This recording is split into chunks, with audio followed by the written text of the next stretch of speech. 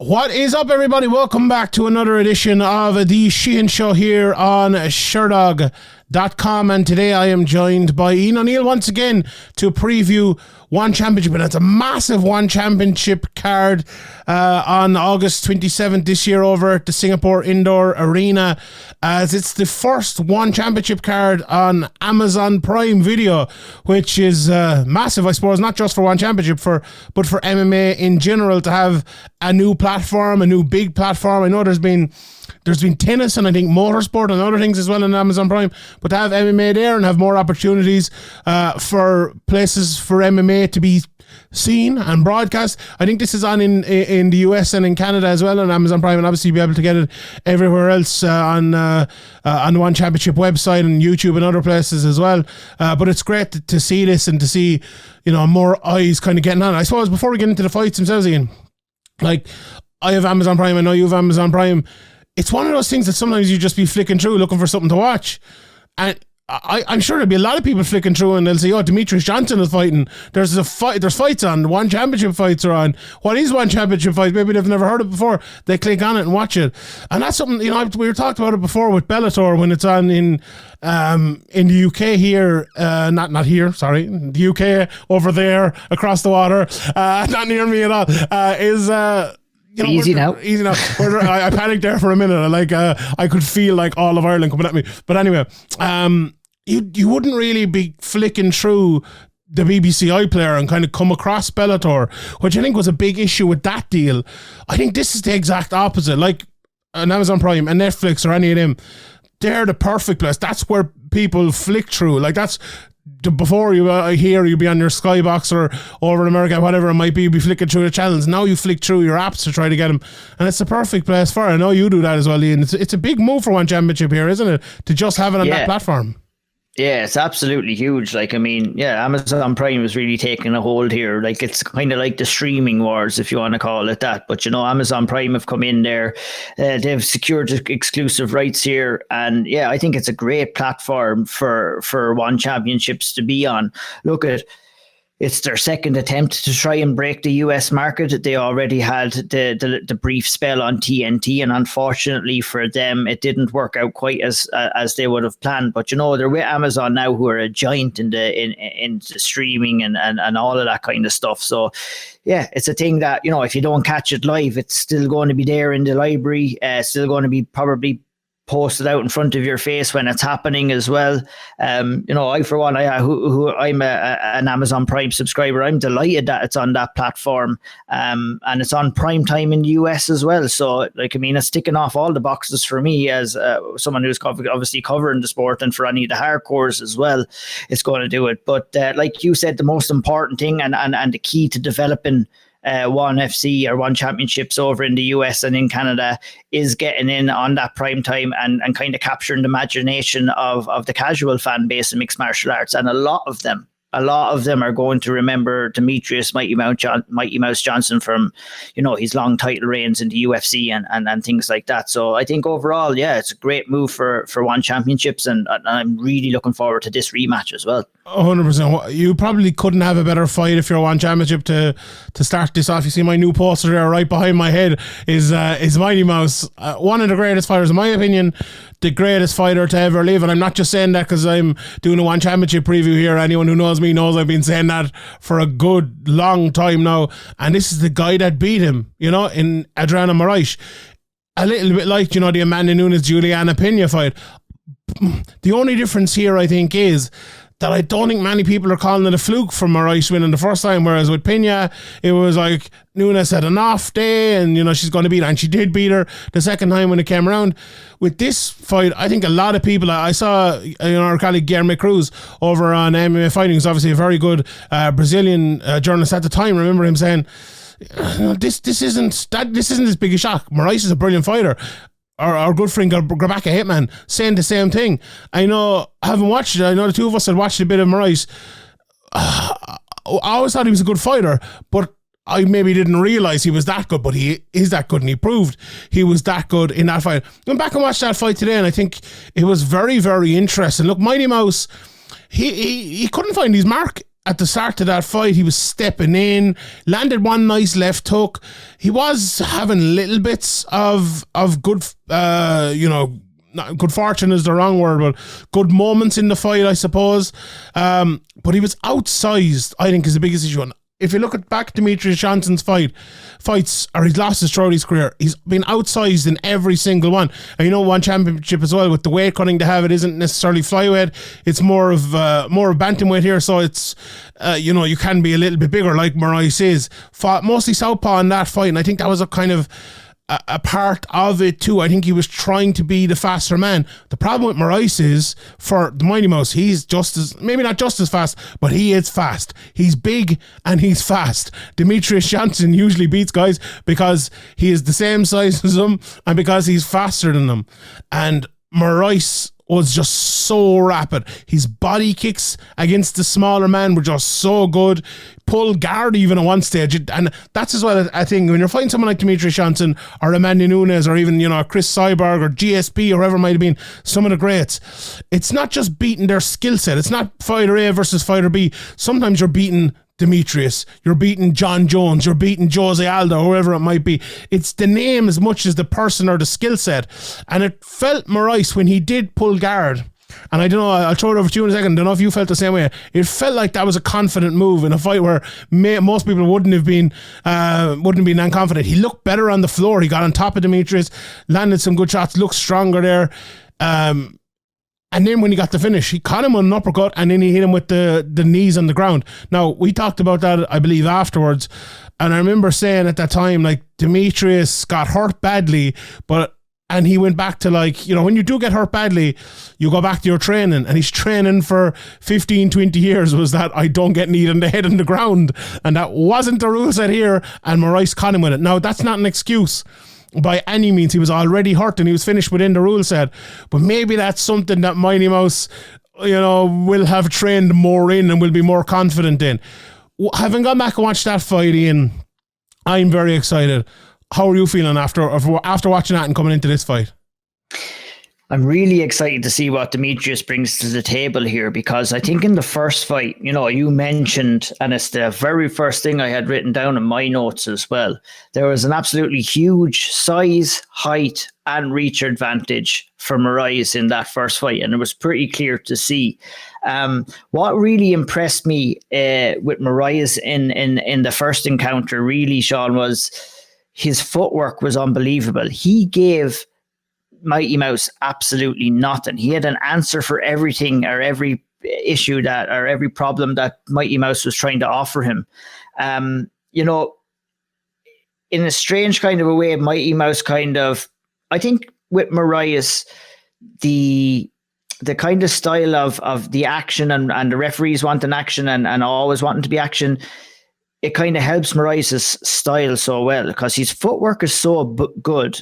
He will just stay on the outside and not take too many chances early. And we've seen it time and time again. I think he kind of tried to frustrate Mighty Mouse a little bit, and it kind of came to fruition in the second round, where Mighty Mouse was kind of forced to the action a little bit too much and ended up getting caught. But, anything that DJ threw in that first fight, even with that, when he did try and throw leg kicks from the outside, he, like you said, Moraes caught and pulled guard, went for heel hooks, then ended up sweeping Mighty Mouse, finished up on the end of the first round on top position.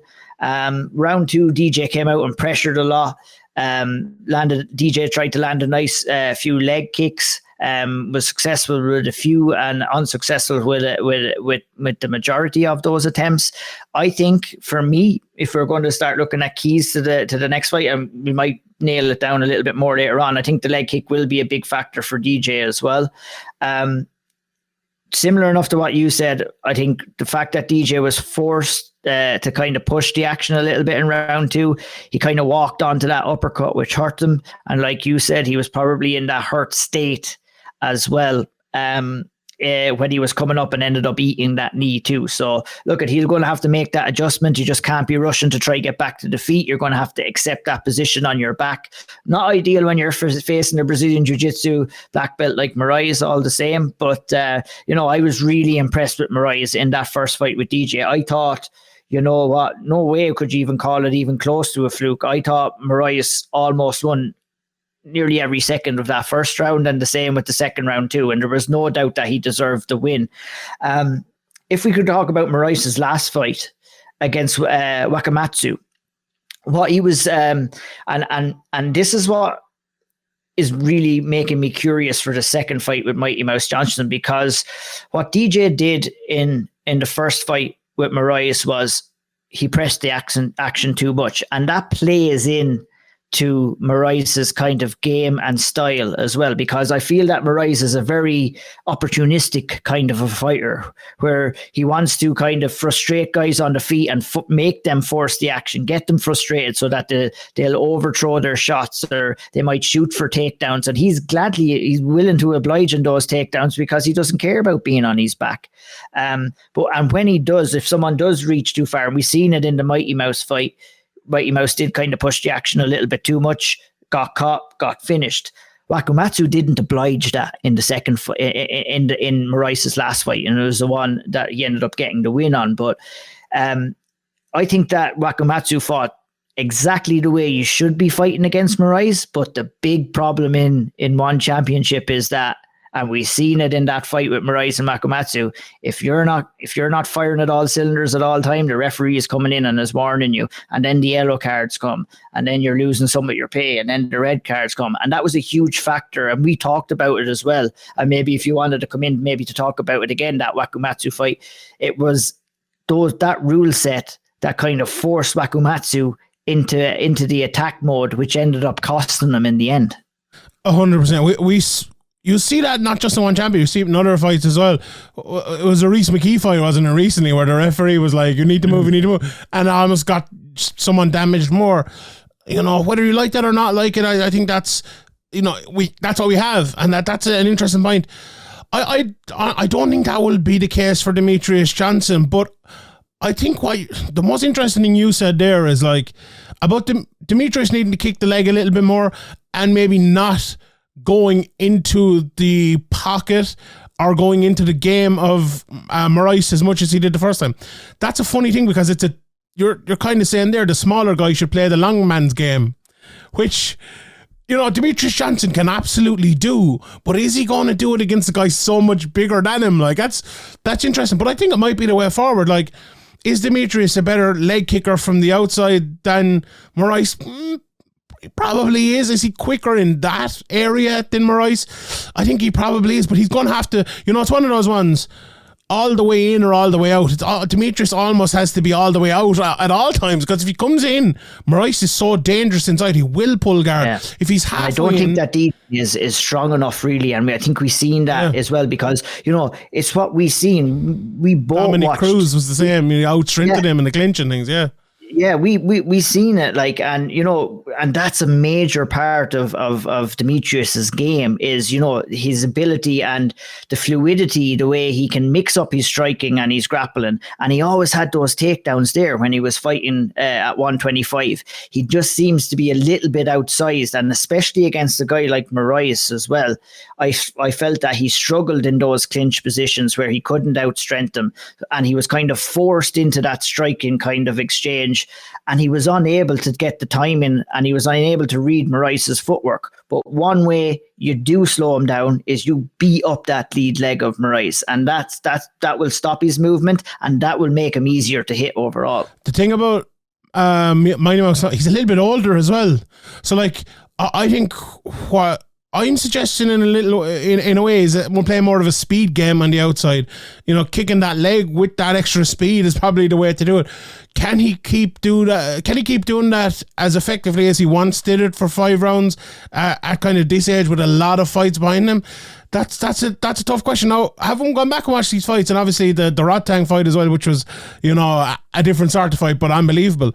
Like, Demetrious definitely isn't as fast as he once was, and I think I think when he got, was it shoulder surgery he got as well? I don't think he's looked the same since it was just before the Henry Cejudo fight. And I think maybe that is a bigger factor than anything else. Maybe there's a little bit of that nip in the power as well gone from Demetrious. Honestly, and this might sound like hyperbole here, but if he wins this fight, I think it's one of his greatest wins ever. I agree 100%. It's a bad matchup for him. 100%. It's a really bad matchup for him. So, I honestly, if we're giving our picks, I think Moraes is going to catch him again. I think he's going to win. Honestly, and that's a crazy thing for me to say, you know, being one of the biggest Demetrious Johnson fans of all time. I know we're journalists and we have our journalistic hat on and all, but if you don't admire that man, and if you don't think he's, if not the greatest top 2 or 3 MMA fighters of all time, I don't believe you're a real mixed martial arts fan. Honestly, he's a joy to watch and always has been. And Moraes is a joy to watch as well, don't get me wrong. But Demetrious Johnson took this sport to a level no one has ever taken it to before or hasn't taken it to since either. And to pick Adriano Moraes to win this fight, I think says a lot about what I think about Adriano Moraes as well. Are you going for Moraes? Or do you think Mighty Mouse can get, like Mighty Mouse can get it done, but will he get it done? Can. I think, look, I want to give credit to Mighty Mouse for, you know, taking this fight again. He didn't really have to, you know, we saw him in there at Rodtang the last time. He had a lot of fun. He outstruck a great striker in that fight as well. So it'll be interesting to see the amount of time, obviously, he spent working on his striking for that camp, to see if it will kind of translate into this fight with Moraes again. But I feel that there may be too many things he needs to change up in comparison to the first fight, and I'm not sure he can at this stage in his career. I also would not question so much, I would have questioned his mentality going into the first fight. You know, he said he needed the Rodtang fight to kind of bring his love for the mixed martial arts back again. So it'd be interesting to see if that fire is still there for him. But the wantingness for him to take this fight and to kind of face the challenge and to face someone who, you know, beat him relatively easy in the first fight, you know, relatively easy in certain terms that Mighty Mouse never had him. You know, obviously it wasn't easy for Moraes, but Mighty Mouse didn't really cause Moraes any troubles in that fight. So he has a lot of things to change up here. He's going to have to kind of get a new game plan together, but you know what? There's no better man to do it. But unfortunately, I'm kind of in the same line as you. I just think that Moraes is that touch a little bit better, and I think the size disadvantage for Mighty Mouse is just going to be a little bit too much again. 100%. Very interested. I can't wait for this fight. Let's talk about some of the fights on the undercard as well. The next big guy maybe for one championship is Buchecha, Marcos Almeida. He's won all of his, is it 3 or 4 MMA fights so far? He's won them all in dominant fashion. We saw a bit of striking from him last time even, and he looked pretty good. He threw a couple of leg kicks, but then he got a great blast double leg, used his Brazilian Jiu-Jitsu, his shoulder pressure. He has ground and pound too, and he's landing those big shots. I'm very impressed with Buchecha's transition to MMA. He's fighting Cerilli Grishenko here now, who, you know, he moves well on the feet. He likes a clinch. He's a grappler as well, which is a problem here.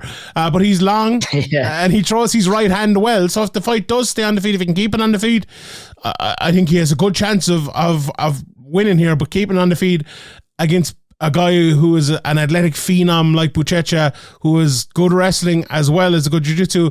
Those in-between bits that we've seen so far, now he hasn't, you know, he's still only 3 or 4 fights into his career. It's not, you're not expecting him to be fighting, you know, Francis Ngannou or anything yet, but he has shown some very, very good things. I'm very impressed with him.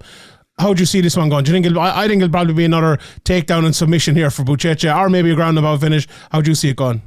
Yeah, it's like that's the most likely outcome for me as well. I mean, it's no secret what Buchecha wants to come in and do here. He's looking to close the distance, and he's looking to take the fight down, get on top, and kind of just start working his world-class Brazilian Jiu-Jitsu. It's funny, and I was laughing when you said it about Grishenko, because I have the exact same note as what you said. It's like he likes to clinch, and that's not going to be too ideal in this fight for him, because he don't want to be getting anywhere near the clinch with somebody like Buchecha. You know, we've seen you know, Brazilian Jiu-Jitsu artists come over. I think for a heavyweight fighter in Buchecha, his level of athleticism for me is impressive as well, and I think that will get him a lot further than maybe other people who in the heavyweight division as well, if he is matched correctly throughout his one championship run. He has a good test here against Grishenko, who you know, like you said, does like grappling, does like the takedown. So, but also he has some very good punching, very good spinning attacks, landed some good spinning elbows and stuff against the cage. And I think, if he needs to try his best to keep this on the feet for maybe 2 to 3 minutes and see how the gas tank is looking for Buchecha. And then if he notices maybe the Buchecha is slowing down a little bit, losing a bit of strength, maybe then you could start maybe initiating that clinch against the cage and looking to get off some of those spinning attacks. I know. You're playing with fire big time there. Look at the likely outcome here is what you said. I think Buchecha is probably going to take the fight down and wear on him. Look, we've seen Grishenko get tired. He's been down grappling, but he's gotten tired pretty easily in a good few of his fights. And, you're not going to want to be getting tired against a guy like Buchecha, because I think, he has when you're talking about world-class Brazilian Jiu-Jitsu, they just have ways of grinding and wearing on you and getting you tired. So even if Buchecha doesn't get him out of there in round 1, I think that coming into round 2, that Grishenko is just going to be probably a shadow of what he was at the start of the fight. So, I reckon this is probably going to be over and done within 3 minutes of the first round, and we're going to have Buchecha winning by probably submission or ground and pound. I would agree. Yeah, 100%. Another heavyweight fight on this card as well. Mauro Cerilli against Amir Aliakbari.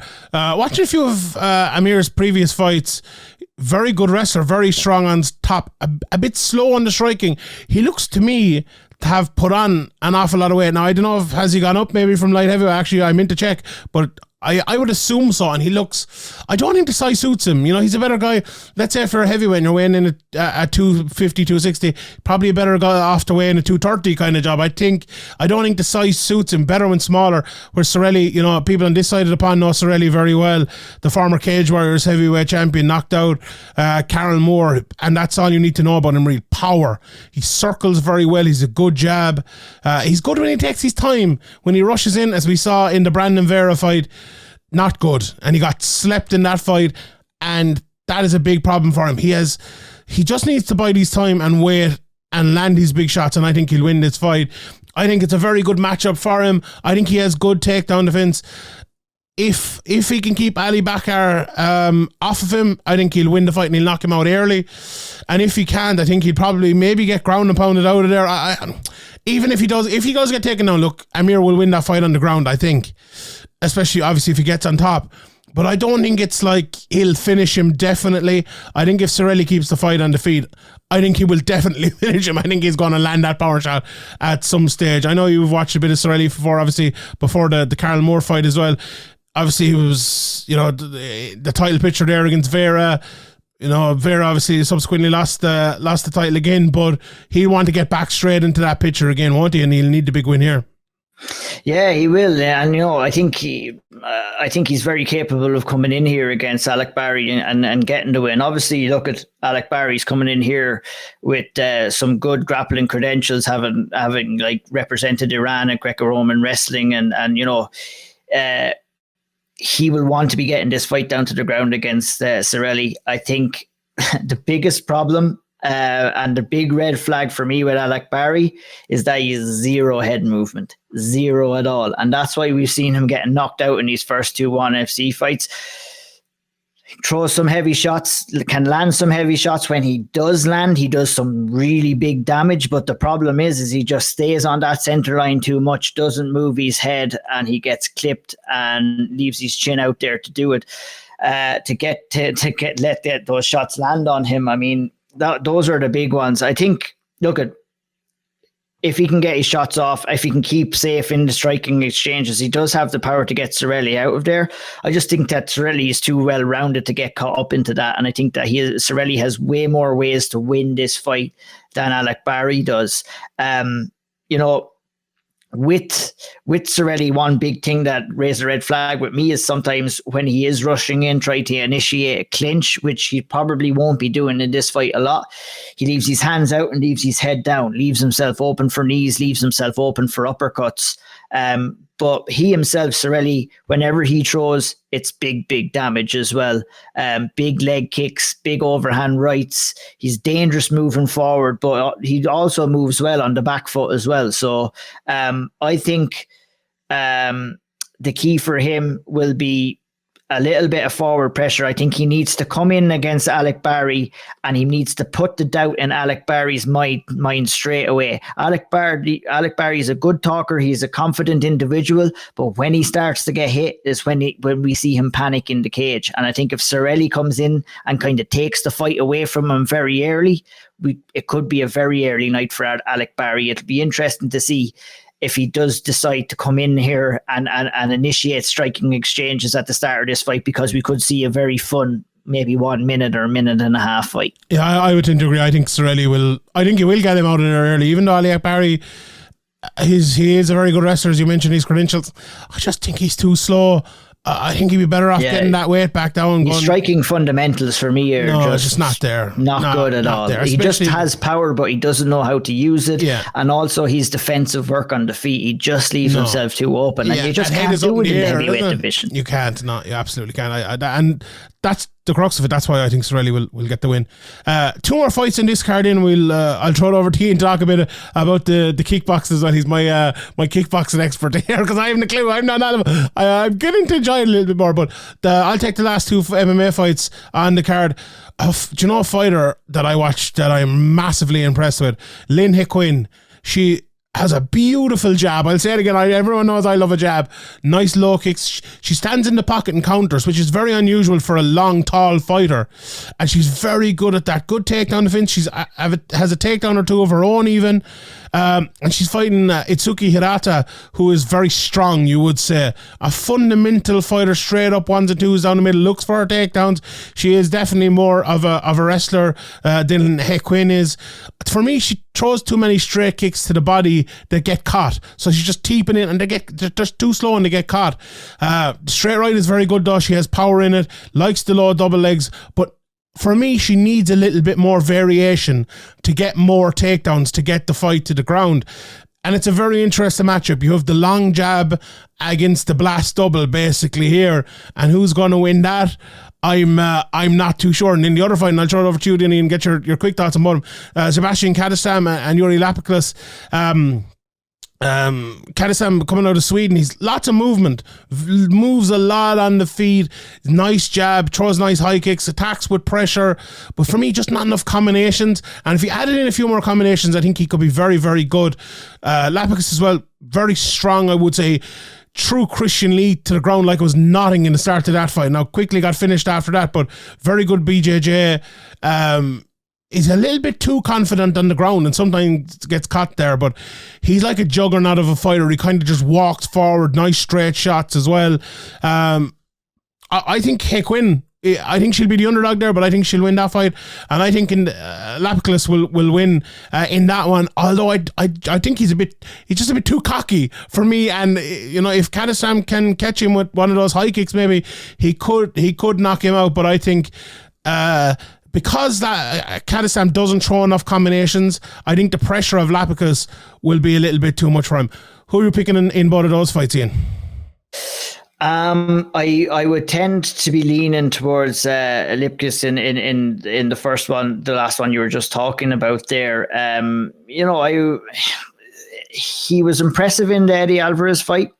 I think that he was unlucky with the way that was called a no contest. I think it's very hard when you're firing on a hurt guy who's moving on trying to get out of the way of trouble, and he landed a couple of shots to the back of the head. So I think he's good enough to get the job done here against Kadestam. I would be also going for Lynn Heqin in the strawweight fight as well. I think the experience will probably play advantage for her in that fight as well. There's quite a gap in experience between the two fighters. Hirata only 6-7 fights deep at this stage. 100%. Tell us about the kickboxing. There's some names even I know on this card of the kickboxing. Liam Harrison is on the card. Rod Tang, who we mentioned, is on the card, and Jonathan Haggerty as well. Some really, really good stuff here. And I know you mentioned previously on previews we've done for One Championship that they have some very, very good kickboxing and Muay Thai on their cards, and some top names as well. And I believe these are a few of them.